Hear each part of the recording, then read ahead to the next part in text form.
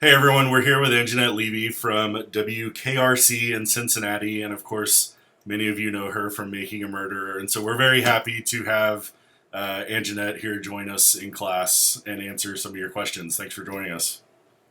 Well, thanks for having me. So let's get the Making a Murderer stuff out of the way first, so you don't get bogged down with that. But what was your impression of the series when it hit on Netflix? Have you watched it? I guess that's the logical first question. I did, and it took me 2.5 weeks to watch it because working in television, of course, I worked over the holidays, so binge watching wasn't an option. But and it's kind of strange because I feel like I watched, I would start an episode, stop it, come back to it maybe like the next day. So I feel like I didn't get to watch it like everybody else did.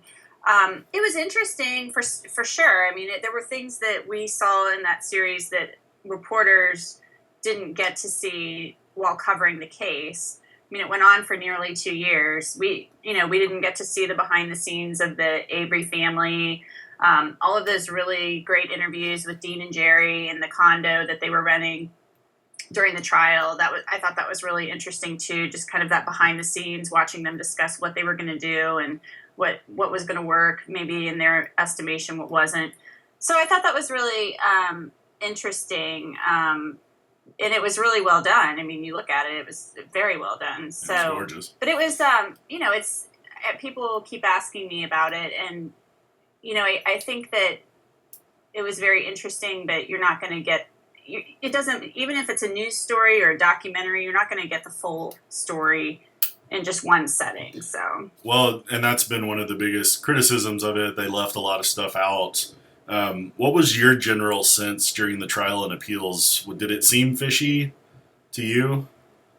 Or did it just seem like another court case that you were covering?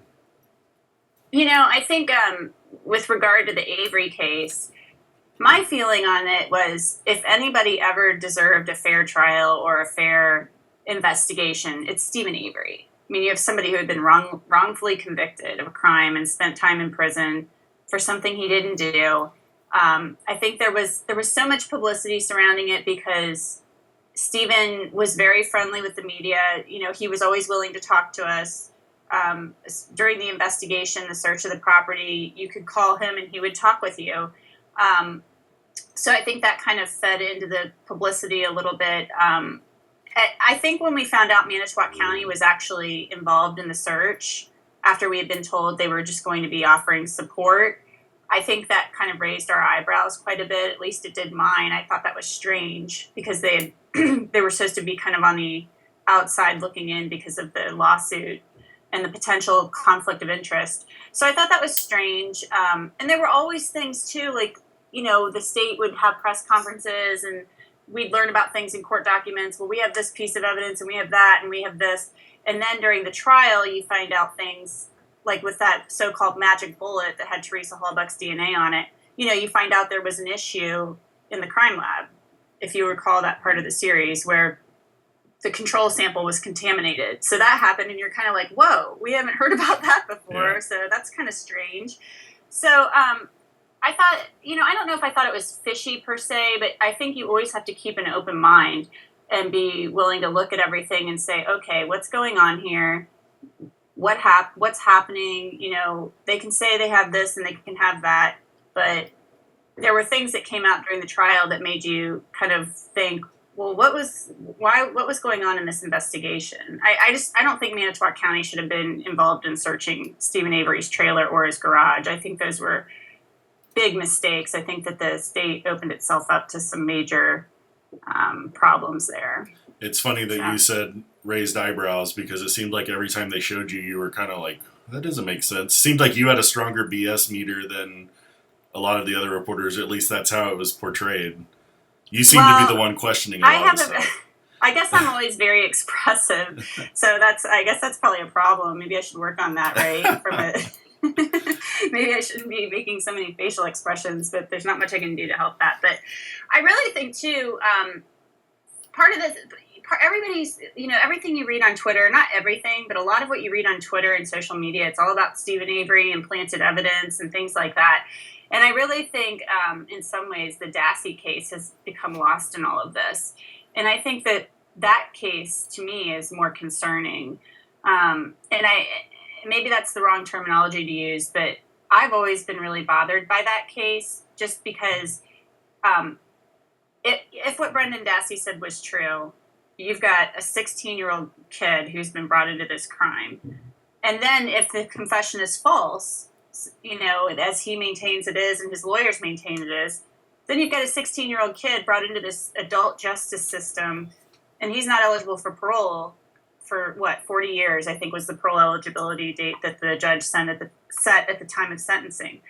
So I think it's just very concerning. I think that people have to look at that case and just keep an open mind. I'm not going to say whether that confession was true or whether it was coerced or whatever, but it's always bothered me that a 16-year-old kid who is a child, who in my estimation was not like your average 16-year-old kid because of his intellectual challenges and things like that.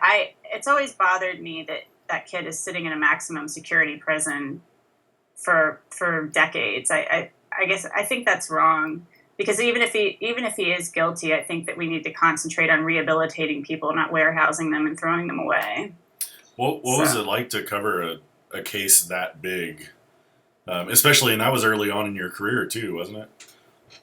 Yeah, I'd only been a reporter when Teresa Halbach was reporting missing. I'd only been a reporter for 10 or 11 months. And before that, I had worked behind the scenes at the station where I'm working now, which was great because it was a great foundation to, really learn the ropes and everything like that. I worked with some really great reporters and learned a lot from them. But it was crazy. It was really stressful. It was interesting. It was very sad. And it was just crazy. You can tell just from watching that series, there was always some weird twist around the corner. It seemed like every month, it never died down in between the arrest and the trial. There was always something bizarre happening with that case. So, were you prepared for kind of everything that's happened since the series came out, or did that kind of hit you out of the blue? Oh, absolutely not. I was absolutely not prepared for any of it. I heard that I was going to be in it about a week or so, I think, before it came out. I received a text message with a link to the trailer. So I figured, okay, maybe there's a shot of me, one of my news stories, or, a live shot or something. Like maybe I pop up on the screen for 3 seconds and then boom, gone. And then I just started receiving all these tweets and messages and emails, and people are just sending me all this stuff. And I'm like, oh my gosh, what's going on? Like, I had watched it. Yeah. People are saying you're in this thing, and I'm like, yeah, I heard. And it was bizarre. I just, it was kind of unnerving. It was very uncomfortable, actually. So I kind of stopped talking about it on social media because it didn't matter what I said. If I said one thing, I had people yelling at me. If I said another thing, people are yelling at me. And I just wish people, social media is a great thing, but I wish people would keep a more open mind and just not get so locked in and fixated. And, I guess that's the nature of social media. People scream at you. So it's been kind of interesting. Yeah. Did it bother you? It's interesting to see how people can take your comments out of context, too. Yeah. So. Did it bother you to be known as Hot Reporter? If you do a search for you now, that's like the first. Yeah, it bothered me a little bit. At first it was kind of funny, and then it got really, there were some really disturbing messages that came along with that. So I didn't really, part of that was kind of, it was very uncomfortable, actually. Some people might think, oh, yeah, that's great. People were saying to me, like, oh, this is funny, it's great. And I was like, yeah, it's really not. It's really not when you, come into work or you open your Facebook page and your whole message queue is just full of guys telling you that you're hot and saying kind of gross things. So that's not really fun. Yeah. I think people need to concentrate on the issues and on the case and learning more about it, and not on hot reporters or people they think are hot. So, what was the weirdest thing that happened to you since the series debuted? People were I've had people ask me to marry them. So, and I'm sure that it's all in jest. I'm sure these people don't seriously want to marry me, but that's a little strange. So, yeah, that's been a little odd. But other than that, I don't know. It's weird. I don't know if anybody involved with it ever thought it was going to blow up the way that it has. So. Yeah. What's your gut reaction? Do you think you did it? I'm not really. People keep asking me that, and I just don't think as a reporter, I need to be talking about my personal opinions about that.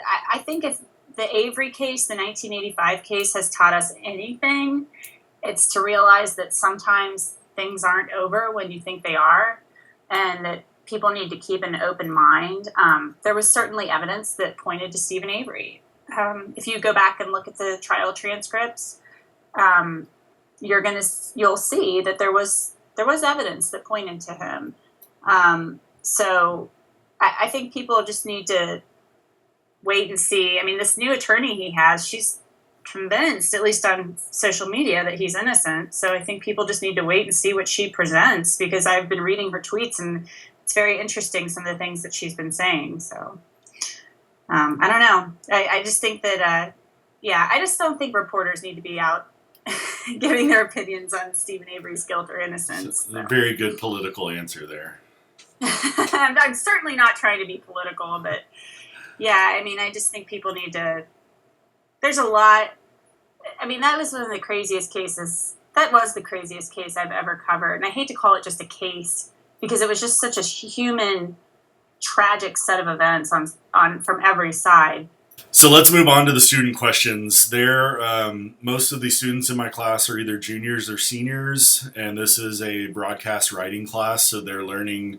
This is their first kind of reporting / being on camera / getting real interviews for a story type classes. So they had a lot of really good questions for you, and we'll just kind of run down the list if you're okay with that.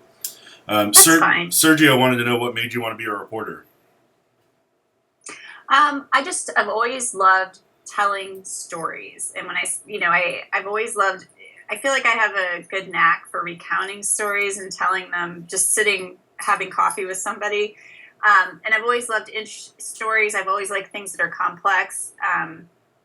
And because I didn't necessarily want to be a TV reporter. I always wanted to be, I thought it'd be more cool to be a print journalist. But then when I got out of college, obviously the print industry was in decline, or starting to decline. There just weren't a lot of jobs. So I got a TV gig, and then things went from there. So I like to dig. I like facts. I always want to know everything that happened. That's one of the things that's so maddening about the Avery case, is that you want to know every little detail. I always want to know every little thing that happened. And sometimes you just have to accept that you're not going to know those things. So. Did appearing on David Letterman help turn you into TV? No. I was actually in New York looking for a job when that happened. Wow. And, that just kind of happened. I went to the show to try to get tickets, and they were out. And then they asked me if I wanted to play a game in the deli. And I was like, well, I'll only do it if you promise Dave won't make me look stupid. I watched this show. I know how he is. And they were like, no, it'll be fun. But they did tell me, you need to beware of this. They did tell me he will never let you win. So he thought I was getting close. That's why he cut off my questions. I still think I would have gotten it if I had gotten like a couple more questions. Gus asks, what's the hardest part of getting started in the business? Probably just getting that first job, that first break. And I think that, a lot of people think they're just going to graduate and walk in and take the world by storm. And you're going to walk into a TV station or a newspaper or whatever, and they're going to think you're wonderful and give you a job. And it doesn't always happen that way. You just kind of have to, even if you have to take some crummy low-level job, running, maybe like a production assistant or ripping scripts or something like that, even though it's not going to be very fun. And maybe it will be fun for you, I don't know. But I think you just have to do it and just get your foot in the door. I think really getting your foot in the door and, getting somebody to look at you and give you a shot is really the hardest part. You mentioned you worked behind the scenes in Cincinnati. What was your first job in the business? I was an assignment desk assistant. Okay. So basically I sat up at this assignment desk. I think I made like $8 an hour or something like that. I don't remember how much it was.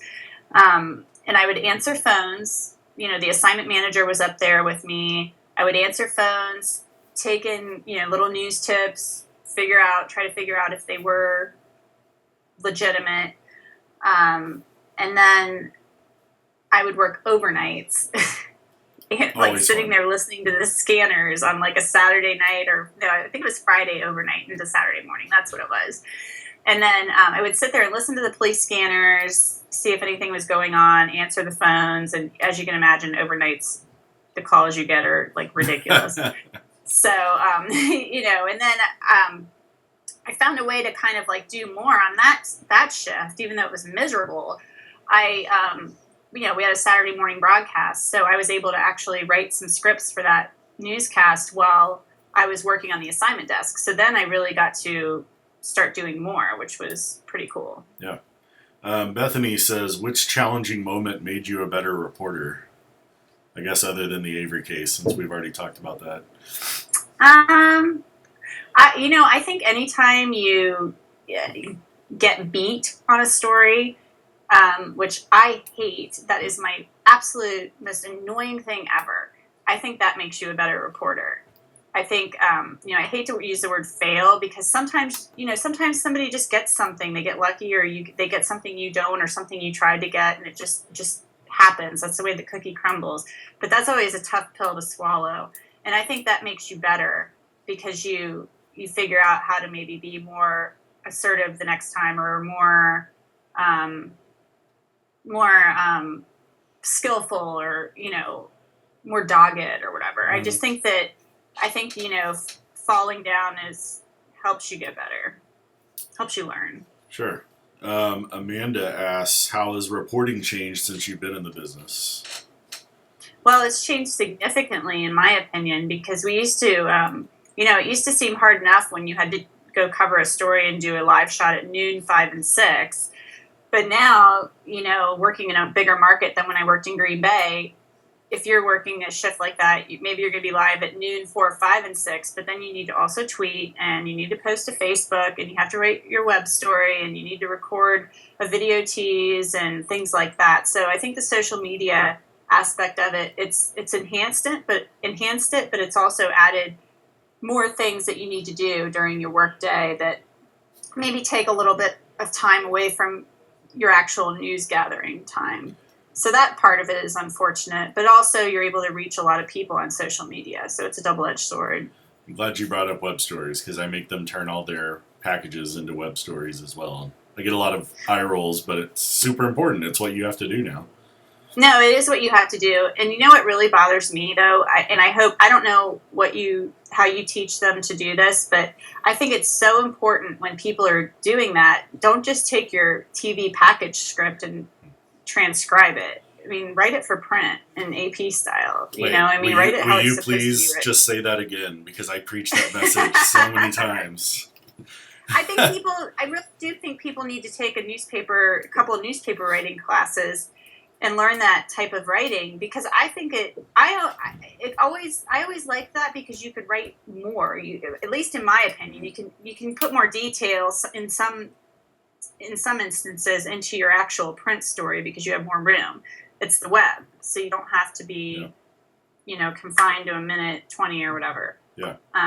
So it takes extra time. It takes more work, but I think it makes you better too. Yeah, our students come out of a writing for all mass media, so it's mainly a print style. Then they touch on PR, advertising, broadcast, and then they break off into their splinter groups, and so they come to my writing class next for broadcast writing. So I don't want them to lose those skills. That's an important skill to keep your whole life, to write in a different style. I agree. Yep, good. I'm going to save that one clip in particular and just play it over and over again. Andrea wants to know, what's your secret to engaging someone's emotional side, especially when other reporters are around or other people are around? So how do you get... Yeah, sorry, go ahead. It's really hard when other people are around. I just try to be sensitive to people. I mean, yesterday is a prime example.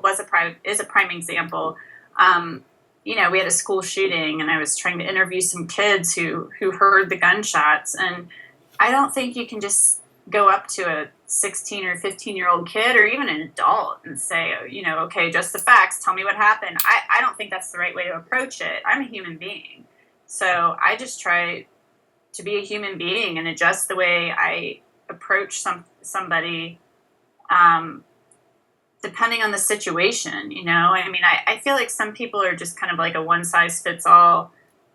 Okay, you know, tell me what happened. Well, when you're talking to a kid or somebody who's going through something traumatic, you have to be a little more soft, and at least in my opinion. I mean, maybe I'm wrong, but that's the way I look at it. And I think just being a human being, allowing your humanity to come out a little bit and having some compassion is going to get that emotional. You're going to get a better story than just saying, you know, I mean, have you ever been in a story or seen somebody say, you know, go up to somebody who's just has been involved in a traumatic event, and you're just like, oh my gosh, because you're, you know, it's like, oh, hey, I'm so-and-so, so what happened? You know, it's just so the example the example I share with my students is one of our reporter at a competing station. There was a convenience store murder, and the owner of the convenience store was killed.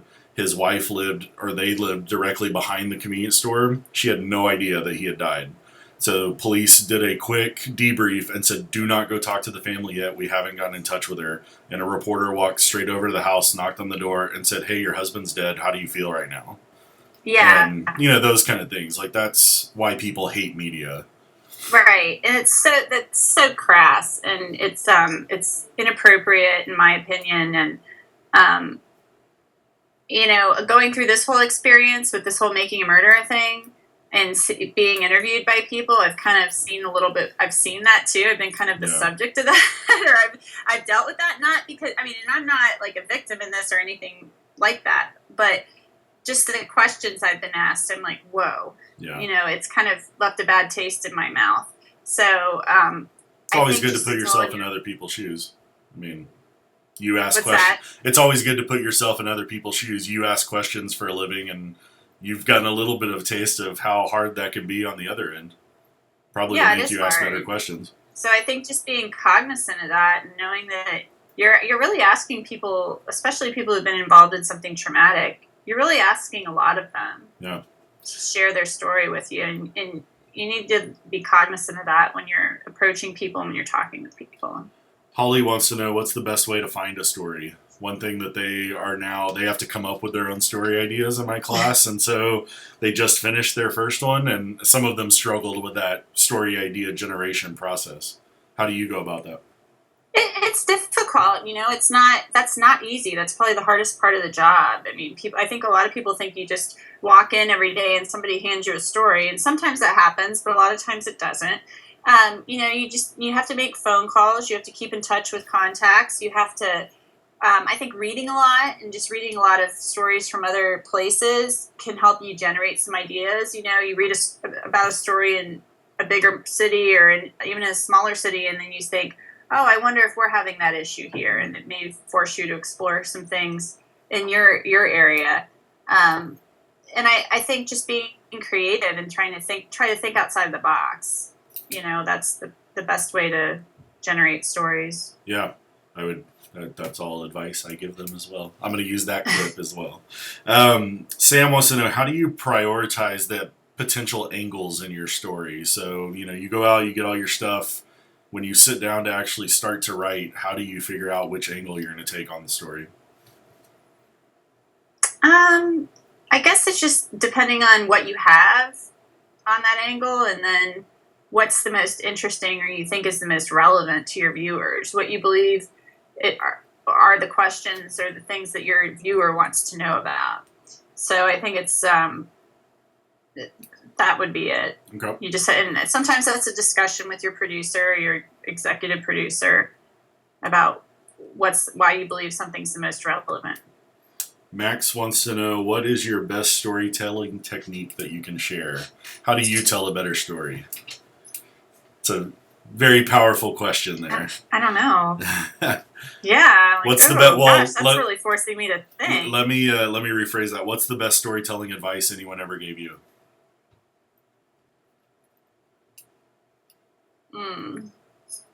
No pressure. Yeah.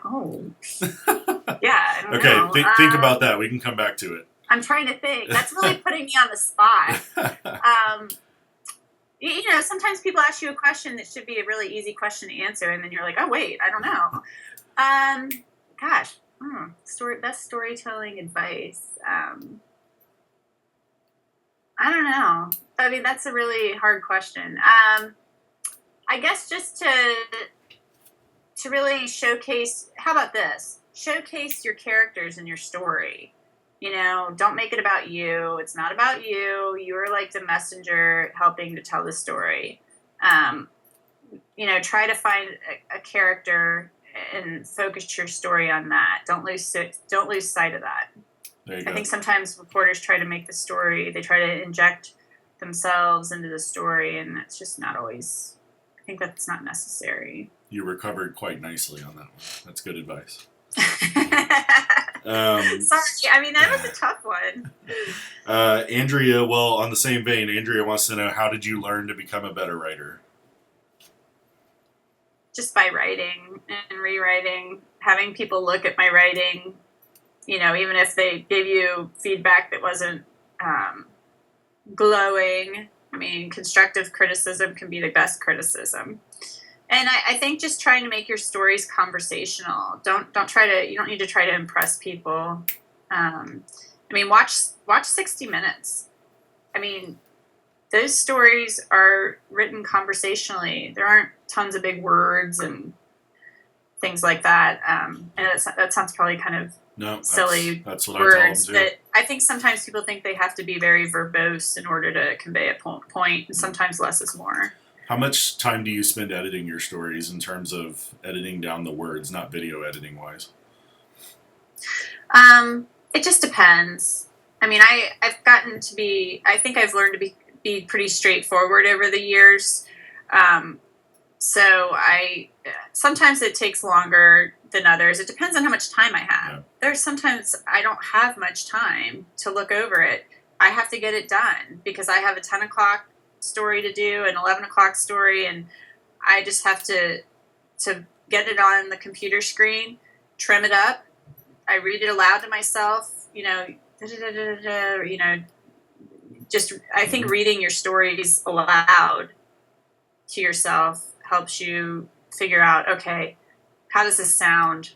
It's one thing to see it on paper, but you know, with TV you get one shot. You know, your viewers watching, you have to make sure it's succinct, it's clear, and it makes sense. So perfect segue. Devontae wanted to know, how much time do you get to work on a regular story? Yeah, it just depends from day to day. I mean, I think it's very rare that I get 2 or 3 days to work on a story. Maybe if it's a sweep story that's more in depth. But it just depends. You know, sometimes you get several hours during your 8-hour, 9-hour, 10-hour shift, depending on what it is. And other times, you're not going to get your interview until 7:30 or 8 o'clock, and you've just got to get it together. Yeah. How much? Sorry, completely lost my. I was going to ask you a follow-up question, and then it escaped me, so I'll move on. Reagan wants to know, how do you work around not getting the video you want for your story? And how closely do you work with your photographer when you're out in the field? I'll add that as a follow-up. Well, you have to work really close. You have to work really closely with your photographer to make sure you're getting the shots that you want. If you're not getting the video that you want or that you need, I think you just have to kind of, you know, one reporter I've worked with for years who I really admire, he told me one time, stand-ups are great for when you don't have video. So I always took that advice to heart and tried to incorporate that. Or you maybe just have to write it in a way to where if you're live, which I'm live like every night. It's very rare that I'm not live. You have to write it in a way to have that information in your live part, or you have that person that you're interviewing kind of describe that, whatever you needed in that video, and then use it in a soundbite, which isn't ideal, but it is what you have to do at times. Were you ever a one-man band? No. Okay. I know that's the way the business is going, and I know a lot of people, even who've been in the business for a long time, started out that way. I'm not sure I could do that. I'm sure everybody, if I had to, I would be able to do it, but it's just not something.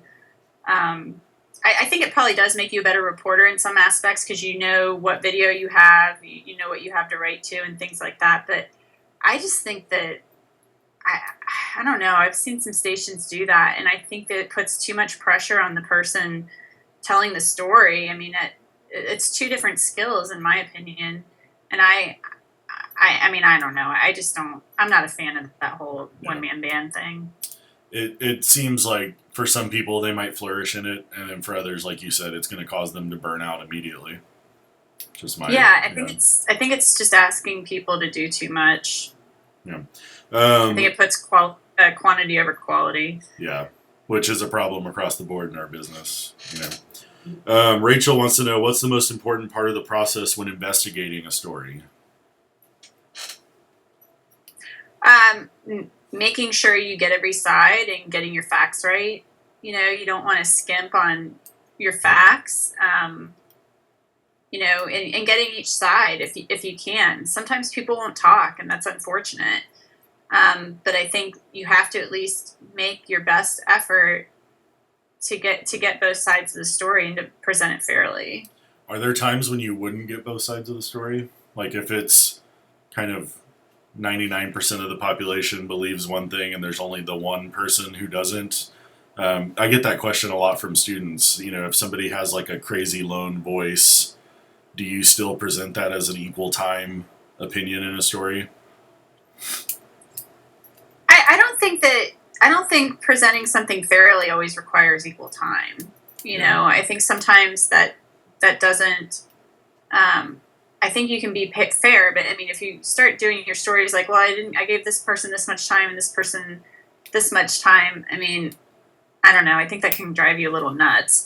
But I don't know. I mean, it just depends on what that opinion is. I mean, if it's something so wild and crazy and far-fetched that oh, okay, this just isn't, it just doesn't sound legit. I mean, maybe you don't include it. Yeah.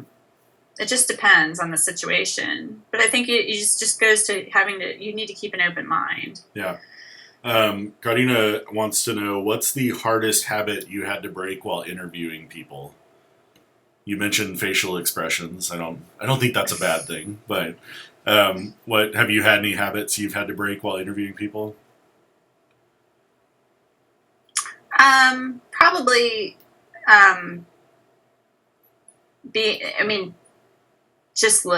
I guess letting that person talk. I know, like, sometimes you just want to ask your question. You're like really enthusiastic and you're like, oh, I got this question. I got this question. I don't write my questions down. I might write a little note, just making sure I don't forget something. But I think just letting the interview subject finish and talk, and not being quick don't be so quick to try to jump to your next question. Just like let it breathe a little bit. I think a lot of them are struggling with the not doing the while the other person is talking and they're ruining their sound bites. Also, that seems to be one thing that they're particularly worried about at this stage. And I do that sometimes still. Like if I'm interviewing somebody, I'll just be like, and I have to catch myself a little bit. And so I think that's a good one too. Just be quiet, I tell them just shut up. I'm a little more forceful. Yeah. Like, ask your question and shut up. Right. Kisam and Drew both have the same question, and it was, why do you love your job, and what's the most challenging part of your job? Well, I just think the time constraints are the most challenging part of it. And just making sure that, just working under deadline and generating your own story ideas. That's difficult at times. Sometimes you walk in, you just don't have anything, and you got to come up with something. So work with your producers to come up with something. And then why I love my job. I mean, I get to do so many interesting things. I'm in the position to do some really cool things, to get answers to questions that maybe people sitting at home aren't able to get. Maybe they don't have the access. So, and I get to, bring people information that's important. So, and hopefully information that can, in some instances, help help people or force some change. So. I'll go ahead and ask the last question myself. What skills should these students be practicing and sharpening right now while they're getting ready to enter the business?